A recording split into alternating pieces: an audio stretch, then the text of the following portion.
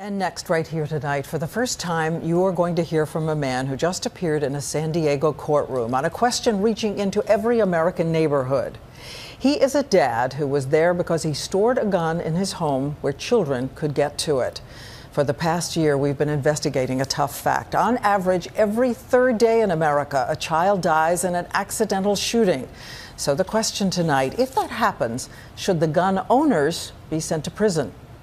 This week, Todd Francis, a father who once had a career as a computer specialist, stood in court pleading guilty. Guilty. 2 counts of endangering a child. He permitted the children to be endangered. Yes, Your Honor. And Francis, who says he decided to keep a gun at home in case of criminals, now faces prison himself. I'm still in shock. I just came home and had groceries in my hand. A father in an ordinary neighborhood who came home and saw police in front of his garage. It was like every police squad car was in the neighborhood. The garage with the sofa where children came to play, and the box where he says he kept an unloaded gun. But prosecutors say that gun was loaded.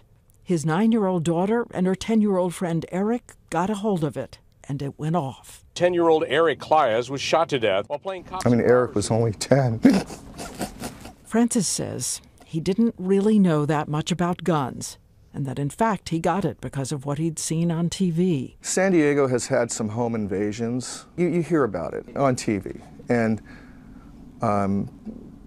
it just terrified me to think that, somebody could break into my house. His house in California, which is one of 14 states where the gun owner is criminally responsible if guns are stored unsafely. To people who say if parents are not held accountable, this will keep happening. I feel horrible about what happened. I do feel accountable. And ABC News found last year alone 28 cases of adults facing criminal charges because a child used their gun accidentally to kill themselves or another child. Adults facing penalties that range from a fine to decades in prison. Though Todd Francis says no prison could be worse than the one where he already lives. I thought of him, like a son, like another family member.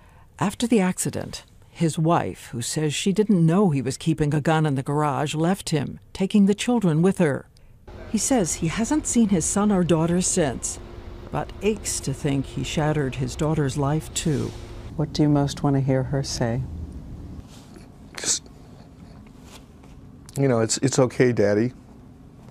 The human message for everybody watching from you is? Keep your guns locked. And don't assume that you're in control of your household. And Todd Francis could face up to 4 years in state prison. The sentencing is in April.